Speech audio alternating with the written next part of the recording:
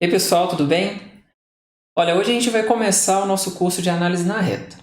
É importante observar o seguinte: essa área da matemática, a análise, ela é muito bem fundamentada num conceito de número, Para nós aqui, o conjunto numérico importante é o dos números reais. E certamente, imagino eu, vai soar estranho para você quando eu disser que para a gente conseguir construir o conjunto dos números naturais assim de forma matematicamente aceitável dentro do que a gente tem hoje, na matemática, é um caminho um pouco longo, é um caminho um pouco árduo.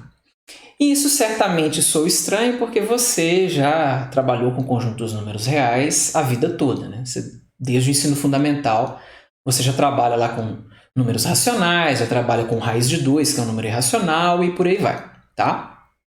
Nesse curso, a gente não vai ficar muito focado, muito preocupado em fazer uma construção completa dos números reais, tá? Porque, conforme eu disse, é um caminho um pouco longo.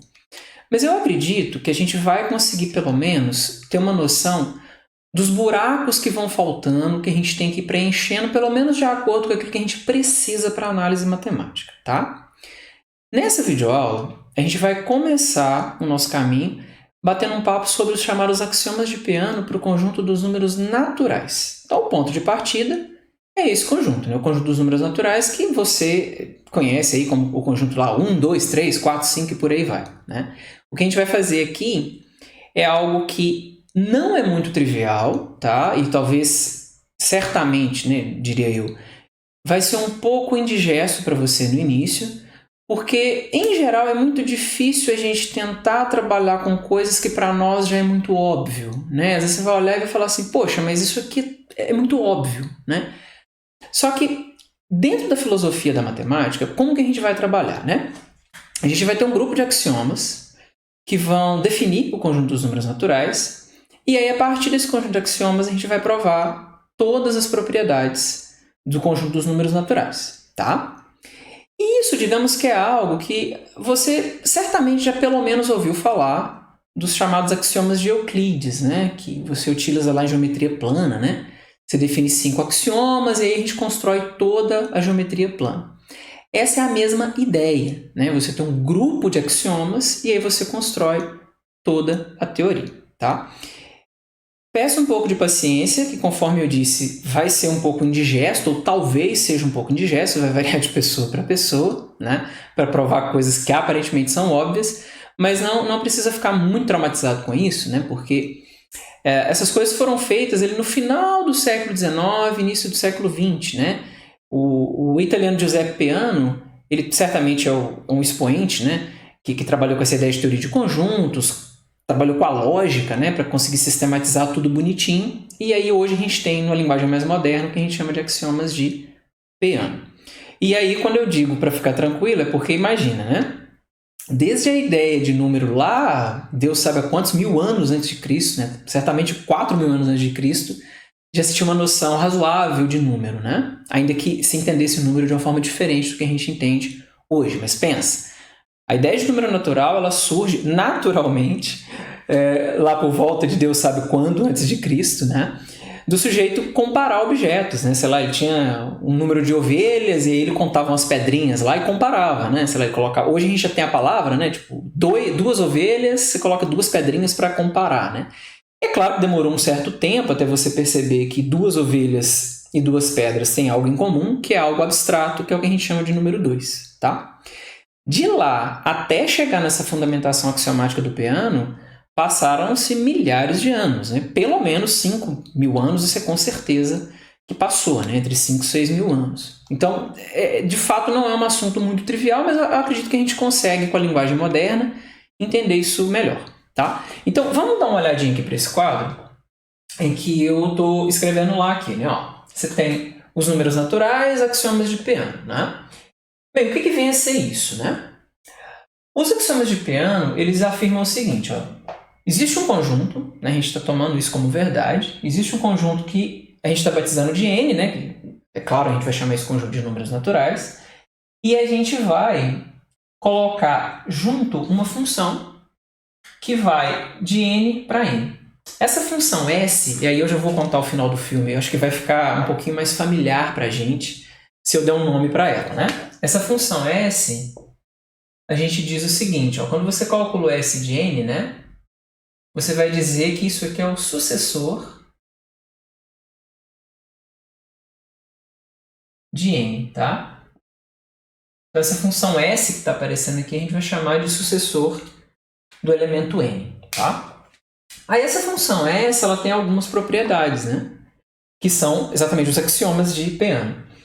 A gente vai pedir que ela seja injetiva, né? Ou seja, né, objetos diferentes têm imagens diferentes. O segundo axioma dele, né, é que vai existir um único, né, que é o símbolo de existe um único elemento, que eu estou chamando de 1, pertencente a esse conjunto N, de tal modo que ele não é o sucessor de ninguém. É isso que a gente traduz em língua portuguesa, né? Você está dizendo que S de N é diferente de 1 para todo N pertencente a N maiúsculo, né? Esse Nzinho estilizado que está aparecendo aqui, ó. Então, olha só, a S é injetiva, tem um elemento 1 que não é sucessor de ninguém. Você vê que a gente vai familiarizando, né? Você vai, ó, tá, o 1 realmente não é sucessor de ninguém. Se você lembrar da ideia de sucessor que você tem lá de trás, lá do ensino fundamental. Tá?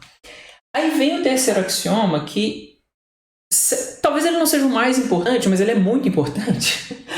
Que esse terceiro axioma, a gente dá um nome para ele. A gente chama esse terceiro axioma de princípio da indução finita. Tá? Esse terceiro axioma aqui, ó, a gente chama ele de princípio da indução finita, que eu vou abreviar assim, tá bom? Princípio da indução finita. Pode ser que você já tenha ouvido falar desse sujeito, né, em algum outro curso que você tenha feito, mas com uma roupagem um pouquinho diferente dessa que eu estou apresentando, tá? Então, ó, nesse terceiro axioma, a gente está dizendo o seguinte, ó, digamos que você tem um conjunto, né, um subconjunto do N, de tal modo que ele contém o número 1, tá? Então, assim, ele tem o primeiro cara que é o 1, e ele tem a seguinte propriedade, né? O S de x, ou seja, a imagem, né, do conjunto x por S, está contido em x. Esse sujeito aqui, né, esse cara que está aparecendo aqui, ó. Aliás, deixa eu apagar isso aqui. Deixa eu só pegar esse cara que está aqui, ó. Ele significa o seguinte, ó, que o S de n pertence a x para todo n pertencendo a n, né? Ou seja, em língua portuguesa, o que você está dizendo é o seguinte, né? O x contém todos os sucessores, né, possíveis de x. Tá? Se isso acontecer, pessoal, esse conjunto x tem que coincidir com os números naturais. Tá? Isso que caracteriza os números naturais via axiomas de Peano. Tá bom?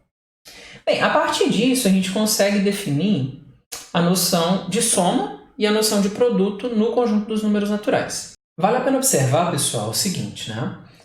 Esse terceiro axioma, né, que é o princípio da indução finita, ele é muito importante para provar resultados que envolvem os números naturais, tá? Essa palavra, né, indução, a gente usa na matemática diferente do que se usa, por exemplo, em ciências experimentais, né?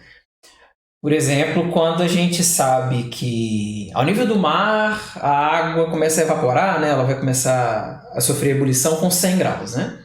Isso foi feito de forma experimental, né? Você vai testando várias vezes, né? Aí você conclui, você meio que conjectura, usando a linguagem nossa, né, da matemática, você conjectura que em 100 graus a água vai evaporar, ela vai ebulir ao nível do mar, né?